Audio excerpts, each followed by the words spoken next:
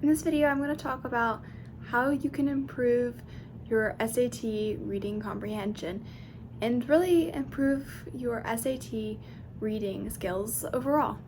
I'm going to talk about how you can do the problems faster and understand them better, whether it's SAT science reading passages or passages asking you to draw or support a conclusion, or multiple text passages.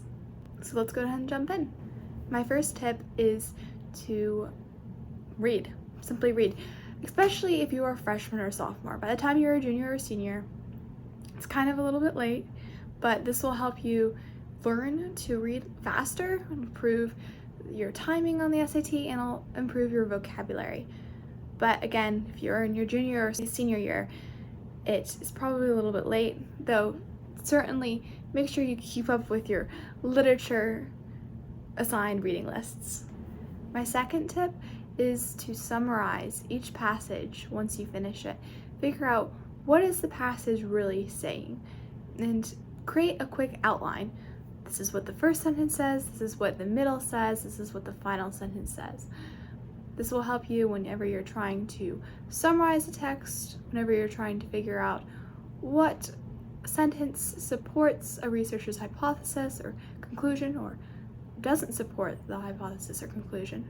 So make sure you summarize each passage after reading it. When you're doing SAT science passages, make sure that you create an if-then statement, meaning you find the two terms that the question is asking you to relate and figure out how those terms are connected. Sometimes, in fact, there's two, or in more difficult passages, three terms. So figuring out exactly how the things are connected. Underline them in the passages using the special features and tools that the College Board's Blue Book app allows you to access in order to be able to keep track of the terms. My fourth tip is to use College Board's cross-out feature on the Blue Book app, meaning you can cross out the answers that you know are not correct. Oftentimes, it's very obvious with one or two of the answers that, in fact, those answers completely deny or are the opposite of what you're looking for. This will help you eliminate options and ensure that you're only picking from the most likely answers. If you've enjoyed this video up to this point, I'd really appreciate it if you'd like and subscribe.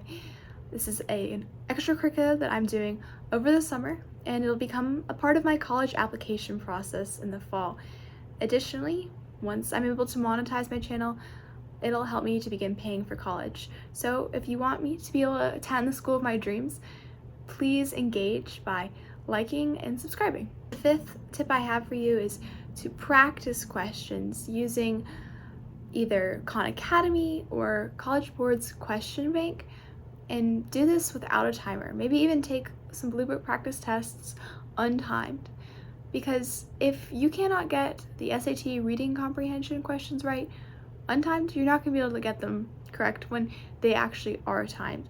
Oftentimes, this is where students struggle the most, trying to figure out how to do these problems within the time allotted.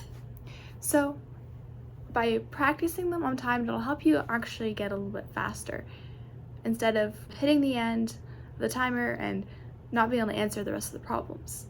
When you find that a problem stumps you and you can't get it untimed, figure out why. Is it because there's a vocabulary word that you don't recognize? If so, go look it up.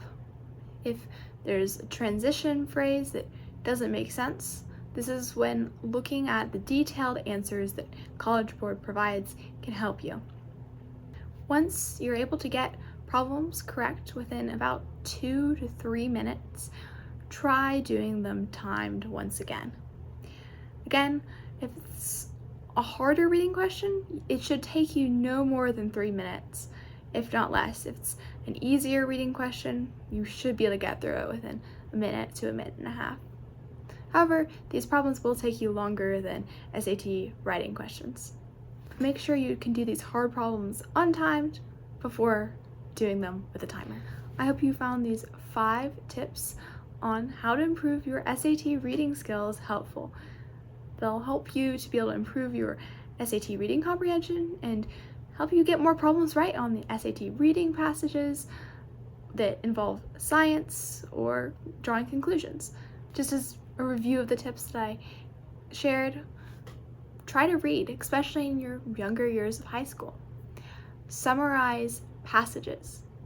Third, create an if-then relationship in SAT science passages involving graphs and data charts.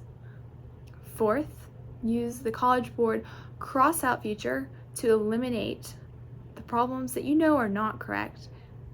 And fifth, practice problems untimed before doing the problems with a timer. If you follow all of these tips and tricks, it'll help you to drastically improve your SAT reading and writing score. It'll help you get a lot more problems right on the reading section, no matter which problems you've been struggling with.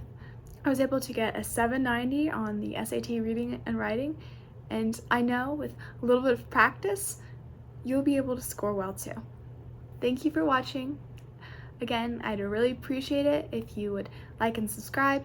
My channel has lots of other tips that will help you with not only SAT reading and writing, but SAT math, APs, and really the whole college application process. So I really appreciate it if you choose to engage with my channel.